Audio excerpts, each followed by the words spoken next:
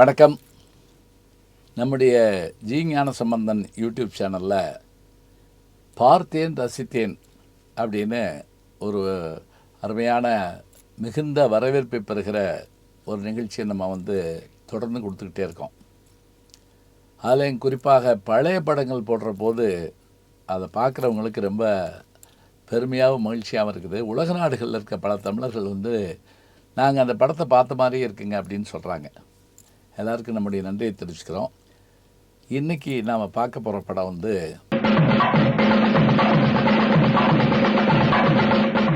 புரட்சி தலைவர் எம்ஜிஆர் அவர்களுக்கு அவர் ஆட்சிக்கு வருவதற்கு முன்பாக பாரத் பட்டம் என்கின்ற பட்டம் அப்போ இருந்துச்சு. இப்போல்லாம் இல்லை, அந்த திரையுலகில் இல்லை. அது தேசிய விருது மாதிரியான அந்த விருது. அந்த பாரத் பட்டத்தை வாங்கி கொடுத்த படம் எது அப்படின்னு கேட்டிங்கன்னா, அவர் நடித்த சத்யா மியூஸ் அவருடைய தயாரிப்பு, அதாவது ஆர்.எம். வீரப்பன் அவருடைய தயாரிப்பாக வெளிவந்த ரிக்ஷாக்காரன் படம் தான்.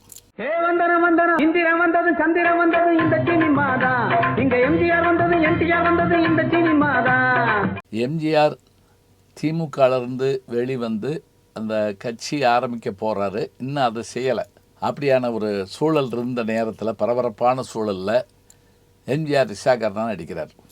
இந்த படம் ஒரு ஆச்சரியம் என்ன அப்படின்னா, இந்த ரிக்ஷா ஓட்டிகிட்டு இருக்கக்கூடிய அந்த ஒரு தொழிலாளியினுடைய படம். எப்படி நாடோடி மன்னனில் சரோஜதேவி அறிமுகப்படுத்தினாரோ, லதா அவர்களை உலகம் சுவாலிமல்ல அறிமுகப்படுத்தினாரோ, அதுபோல் மஞ்சுளா அவர்களுக்கு ஒரு பெரிய ஒரு வாய்ப்பு என்னன்னு கேட்டிங்கன்னா, எம்ஜிஆர் அவர்களோடு நடித்தது தான். இதில் கதாநாயகி மஞ்சுளா. இதில் அசோகன் தான் வில்லன். அசோகன் இருப்பார், ராமதாஸ் இருப்பார், ஆர்.எஸ். மனோகர் இருப்பார், மேஜர் சுந்தரராஜன் முதல்ல வில்லன் மாதிரி காமிப்பாங்க, அப்புறம் ஒரு மாறுற மாதிரி காட்டுவாங்க. இதை எல்லாத்தையும் காட்டில் சிறப்பு என்னென்னா, வெகு நாட்கள் கழித்து, பல ஆண்டுகள் கழித்து அமெரிக்காவில் வாழ்ந்துகிட்டு இருந்த பத்மினி அவர்கள் எம்ஜிஆரோடு நடிச்சிருப்பார். இத்தனை பேர். இது போக சண்டை காட்சிகளுக்குன்னு ஜஸ்டின் மாதிரியான ஆட்கள்லாம் அவங்கெல்லாம் இருப்பாங்க.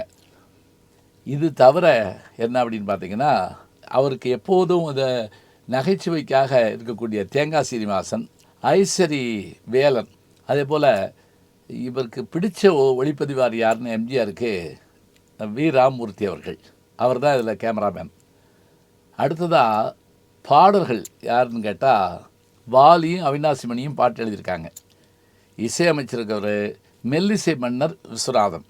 முக்கியமான ஒரு விஷயம் என்னன்னு கேட்டிங்கன்னா, இந்த படத்தோட பெரிய வெற்றிக்கு காரணம் இதில் இந்த உரையாடல்னு போடக்கூடிய வசனம் தாங்க. யார் தெரியுங்களா? ஆர்.கே. சண்முகம். எம்ஜிஆருடைய பல வெற்றி படங்களுக்கு காரணமாக இருந்தவர். 1001 படம் அவருடைய வசனம் தான். டைரக்ஷன் கிருஷ்ணன் ரொம்ப அற்புதமாக டைரக்ட் பண்ணியிருப்பார்.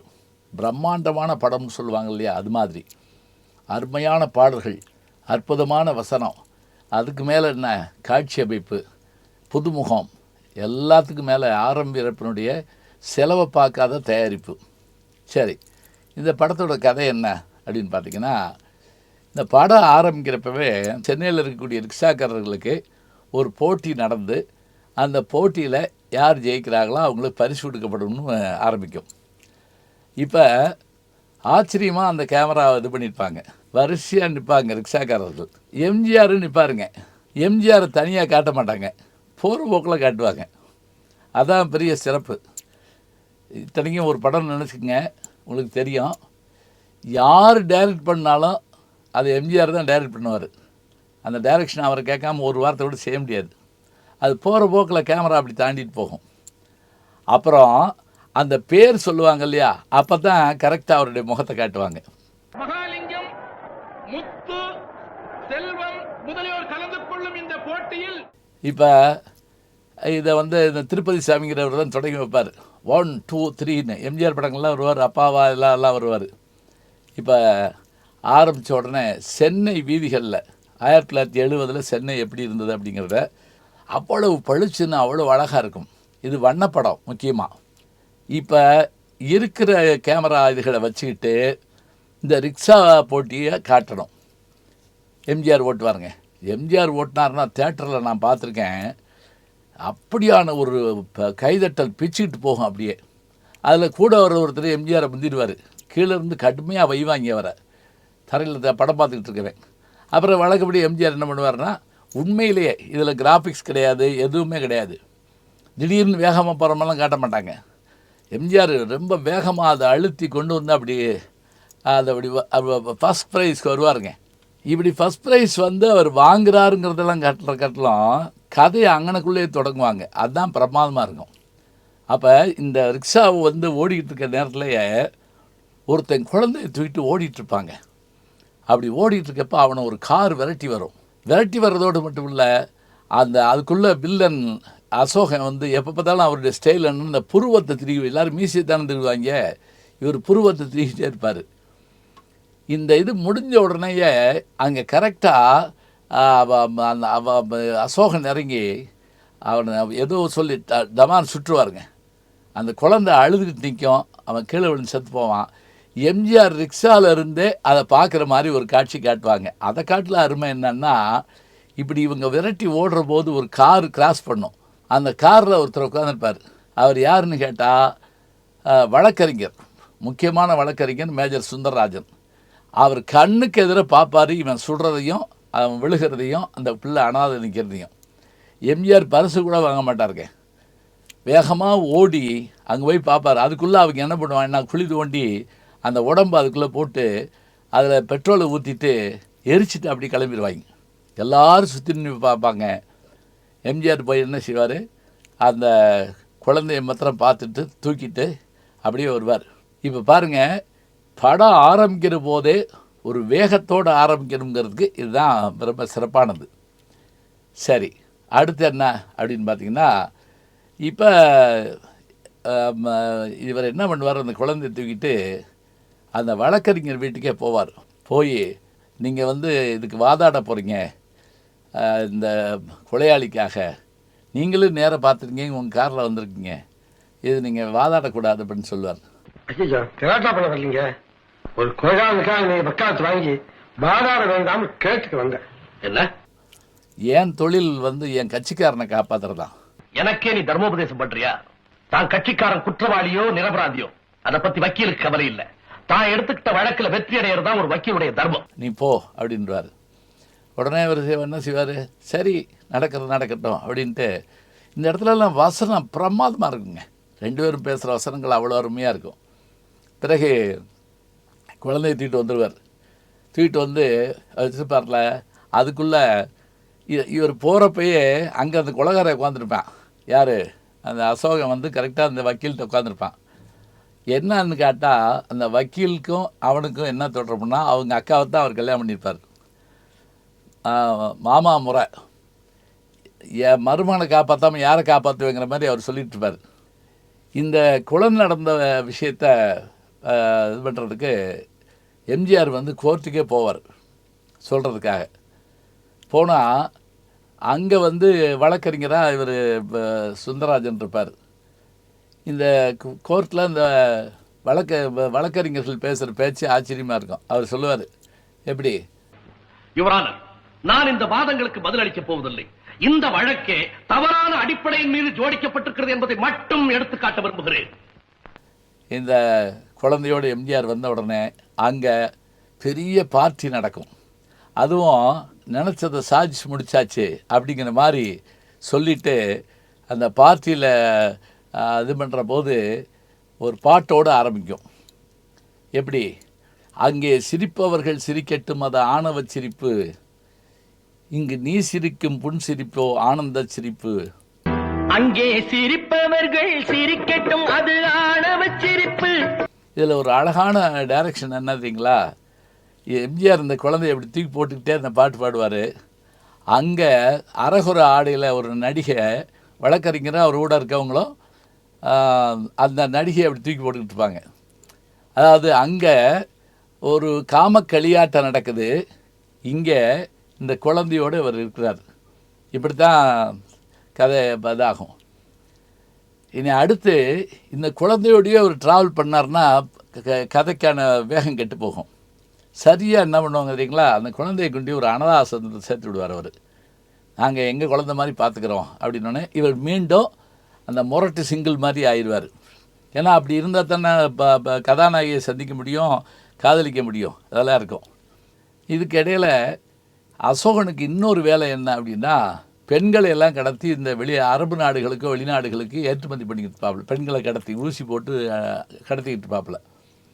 இந்த இதில் வந்து அவர் தான் காலேஜினுடைய முக்கியமான சேர்மனில் ஒருத்தர். முடிஞ்ச உடனே அவர் வந்து இப்போ இந்த பொண்ணு அவ்வளோ அழகாக சொன்னாங்க அப்படின்னு சொல்லுவாங்க. அதே மாதிரி அந்த முதல்வர் அந்த அம்மா ஆல் இந்தியா ரேடியோவில் டைரக்டராக இருந்தாங்க.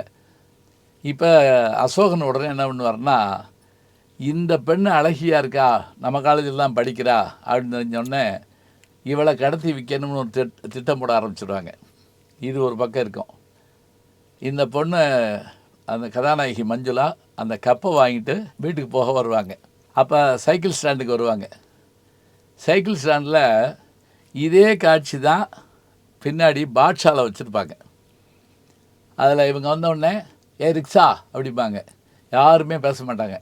எம்ஜிஆர் உடனே சொல்லுவார், ரிக்ஷான்னு இழிவாக பேசக்கூடாது, எங்களுக்கும் பேர் இருக்குது, நீங்கள் பேர் சொல்லலைன்னாலும் அப்பா ரிக்ஷா அப்படின்னு ஏதாவது சொல்லணும் அப்படிம்பார். பெரிய திமிராக பேசுகிறீங்களே, சரி வாங்க போகலாம் அப்படின்னு அந்த அம்மா அவங்க கூப்பிடுவாங்க, ஹீரோயின். அதெல்லாம் இங்கே சட்டப்படி தான் வருவோம். முதல்ல இருக்க ஆள் வந்தால் தான் அவர் போகணும், நீங்கள் அந்த வண்டியிலே இருங்க. அந்த வண்டி சும்மா நிற்கும், யாரையும் காணோம். அதுக்குள்ளே தேங்காய் சீனிவாசன் தான் அந்த வண்டிக்காரர். அவர் என்ன பண்ணுவார்னா குடிச்சிட்டு வருவார். உடனே எம்ஜிஆர் போட்டு அவரை அடிப்பார். குடிச்சிட்டு வந்தா நீ இது பண்ணுற அப்படின்ட்டு சொல்லிட்டு வந்து, சரி சட்டப்படி தான், ஆனாலும் இப்போது உங்களை அதில் ஏற்றி விட நான் விரும்பலை, நீங்கள் வந்து ஏறுங்கம்மா அதில் அப்படின்னு. இதே சீன் வந்து கரெக்டாக வச்சுருப்பாங்க பாட்ஷாவில். அது வேறு மாதிரி காட்டுவாங்க. அதில் எம்ஜிஆர் ரிக்ஷாவில் இவங்க உட்காந்து எம்ஜிஆர் ஓட்டிகிட்டு போவார் எங்கே போகணும் அப்படிங்கிற விஷயத்த கேட்டுக்கிட்டு. இப்போ இவங்க ஒரு குடிசை பகுதிக்குள்ளே போவாங்க. இங்கேயே நில்லுங்க, பார்த்துட்டு வர்றேன் அப்படின்ட்டு போவாங்க. பார்த்து போட்டு கொடுக்குமா அப்படின்லாம் கேட்பார். எல்லாம் தர்றேன் போ அப்படின்ட்டு போவாங்க. போனால் பத்மனியை போய் பார்ப்பாங்க. பத்மனியும் நமக்கு என்ன அப்படின்னு கேட்டால், அவங்க வந்து சாப்பாடு இது பண்ணி அந்த ரிக்ஷாக்காரர்களுக்கு கொடுக்குறவங்க.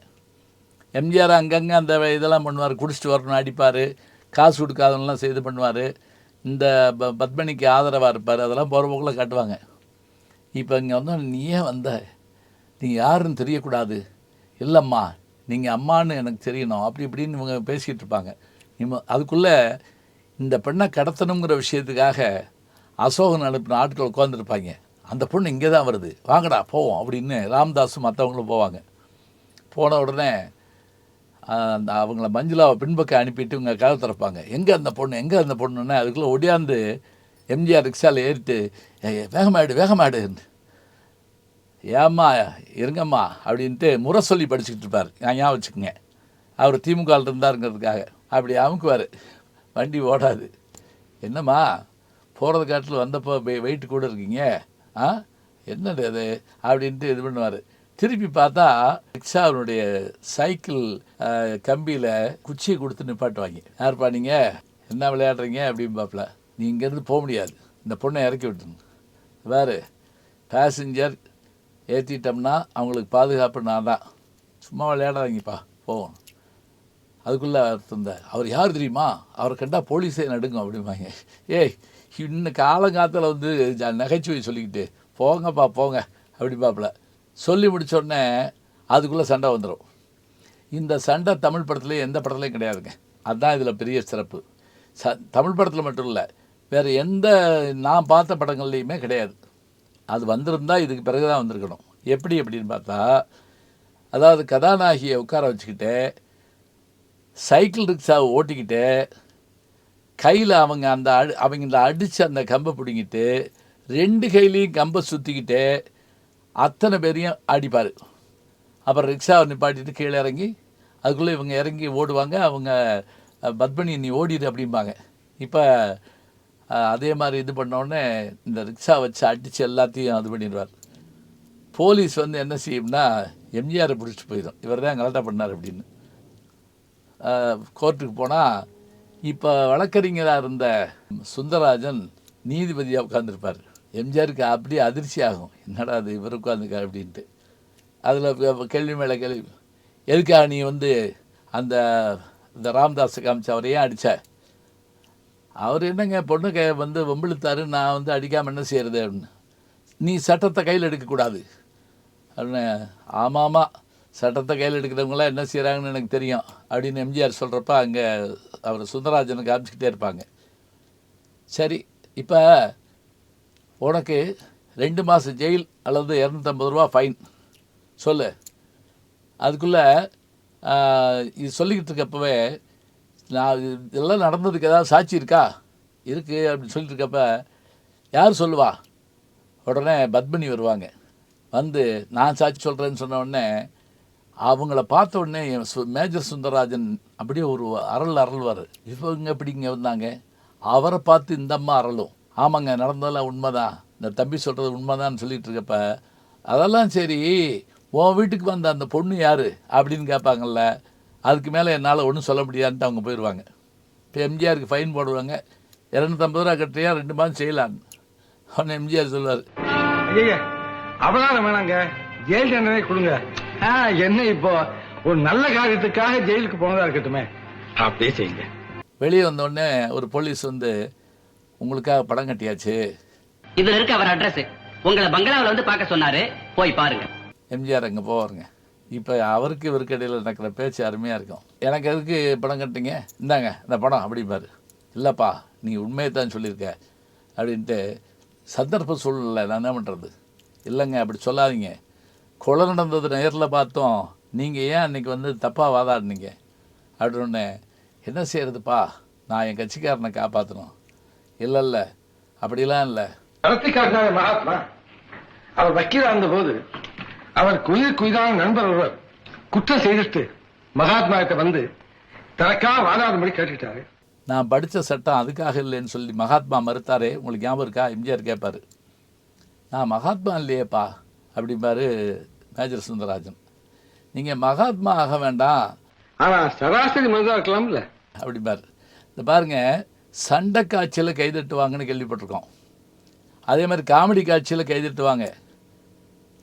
அதே போல் சேசிங் காட்சியில், விரட்டி போகிற காட்சியில் கைதட்டுவாங்க. வசனம் பேசுகிறப்ப கைதட்டுறதுங்கிறது சிவாஜி படத்தில் பார்த்துருப்போம். இங்கே அதே மாதிரி பஞ்ச் டைலாக் மாதிரி எம்ஜிஆர் அடிக்க அவ்வளோ பிரமாதமாக இருக்கும். சொல்லிவிட்டு சரி அந்த பொண்ணு யார் அப்படிம்பார். அது யாருக்கு தெரியும், இன்னொரு தடவை வந்தால் உங்கள்கிட்ட கூப்பிட்டு வரேன் அப்படிம்பார். சொல்லிவிட்டு அவர் பிறகு போவார். அதே நேரத்தில் தற்செயலாக வந்து அந்த ரவுடிகள் இவங்களை விரட்டிட்டு வர்றப்ப இவர் என்ன பண்ணுவோம், அந்த அம்மா வேகமாக ஓடி வந்து இவர் இதில் ஏறிடும். யார்? மஞ்சுளா. இவர் திரும்பி பார்த்த வந்து மாட்டியா அப்படின்னு. ஐயோ நீங்களா அப்படின்னொடனே இரு உடனே கொண்டு போய் சேர்க்க வேண்டிய இடத்துல சேர்க்குறேன்னு சொல்லி நேர நீதிபதி கூப்பிட்டு போய் இந்த பொண்ணு தான் அப்படிம்பார். உடனே அந்த பொண்ணு அவங்க அப்பா அம்மா யாருன்னு கேட்டோடனே அந்த பொண்ணு சொல்ல மாட்டான். என்னென்னா அது எங்கள் அப்பா ஒரு துரோகி, எங்கள் அம்மாவை ஏமாற்றிட்டு போயிட்டார் அப்படிம்பா. உடனே இவருக்கு மனசுக்குள்ள ஒரு வருத்தம் இருக்கும், அது அவர் தான் சொல்கிறாங்க அப்படின்ட்டு. வாழ்க்கை வந்து எவ்வளோ சோகமயமானதுன்னு சொன்னோடனே ஷேக்ஸ்பியருடைய ஒரு செய்தியை கோட் பண்ணுவார். அப்போ தான் மஞ்சுளா கேட்பாங்க, நீங்கள் படித்து வர்றான்னு. ஆமாம் பிஏ படித்தோம். பிஏ படிச்சுட்டு ஏன் ரிக்ஷா ஓட்டுறீங்கன்னு. நேர்மையாக உழைக்கிறதுல தப்பே கிடையாது, நான் பிறர் கையை எதிர்பார்க்க மாட்டேன்னு சொல்லிட்டு வண்டி ஓட்டுவார். அப்போ இவங்க உட்கார்ந்து கனவு காண்பாங்க. அந்த கனவு பாட்டு தான் ஆணிப்பொன் தேர் கொண்டு மாணிக்க சிலை ஒன்று அப்படிங்கிற அந்த பாட்டு. வாலியினுடைய பாட்டுக்கு எம்எஸ்வி வந்து ரொம்ப அருமையாக இசையமைச்சிருப்பார். சரி, இப்போ இது வரைக்கும் கதை போக 2 பேருடைய காதல் உருவாகும். இந்த காதல் உருவான உடனே ஒரு இடத்துல எம்ஜிஆர் கூட கேட்பார், என்ன அப்படியே ஜாலியாக கடற்கரை போவோமா? எதுக்கு அப்படிம்பாங்க. எதுக்கு போவாங்க? காற்று வாங்கத்தான் அப்படின்னு சொன்னோடனே அந்த பாட்டு போடுவாங்க.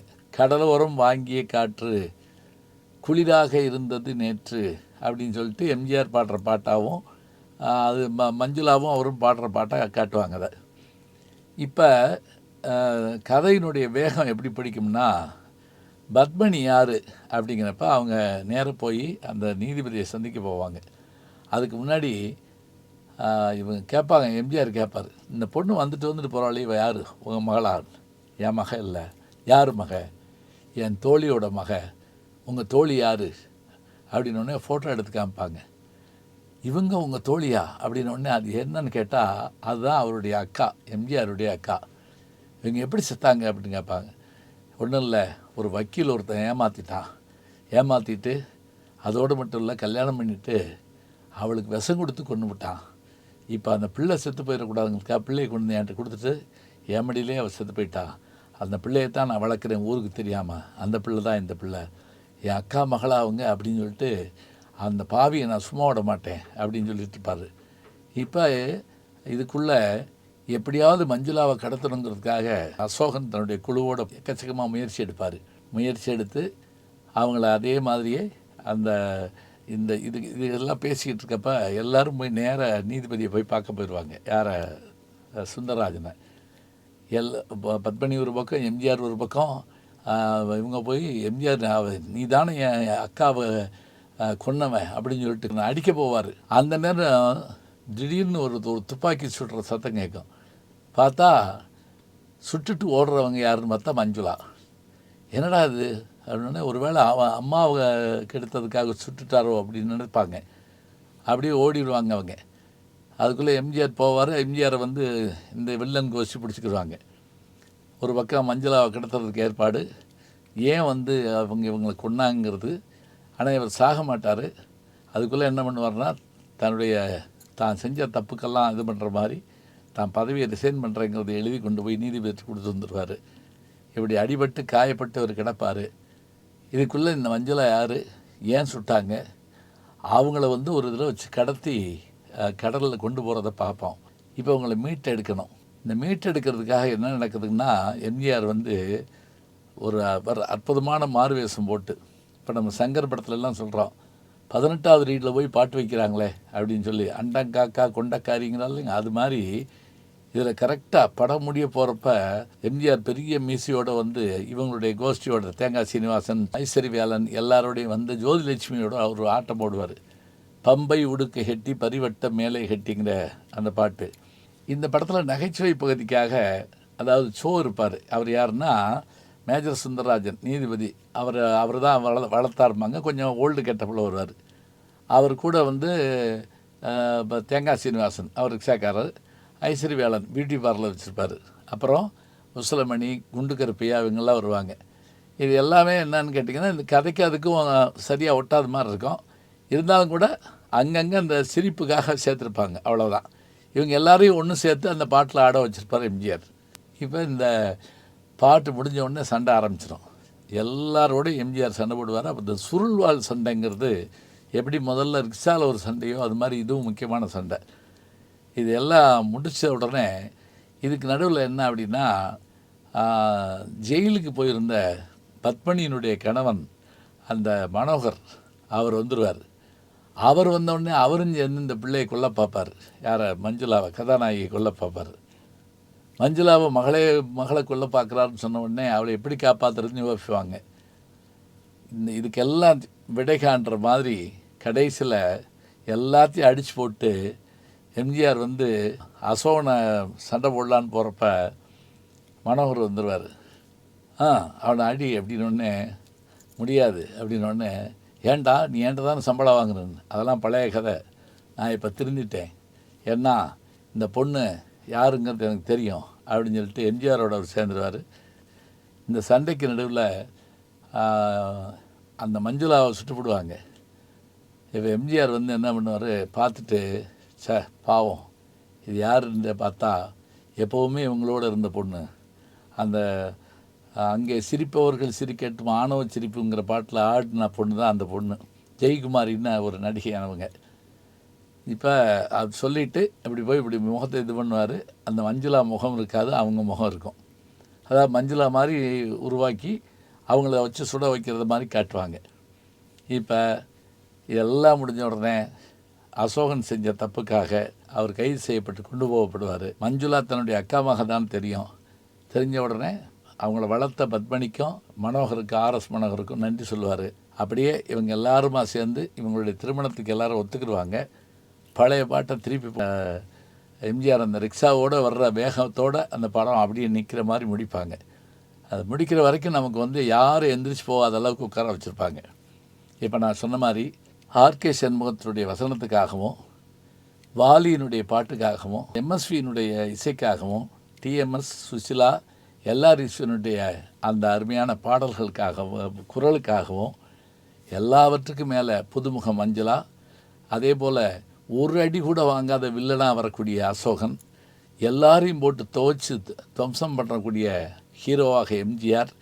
இதை தயாரிப்பு சத்யா மூவிஸினுடைய தயாரிப்பு. சமயத்தில் நம்ம விட்டு மறைந்த ஆர்.எம். வீரப்பன் அவர்கள் தான் என்னுடைய பொறுப்பேற்றிருப்பார்.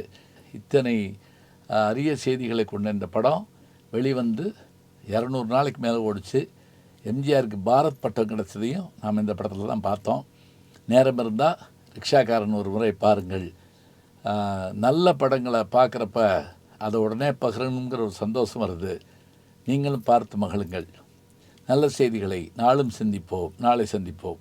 நாளும் நல்ல தமிழ் கேட்க முனைவர் ஞானசம்பந்தம் அவர்களின் கேளுங்கள். கண்டிப்பாக கேளுங்க. நான் கேட்டுட்டு இருக்கேன்.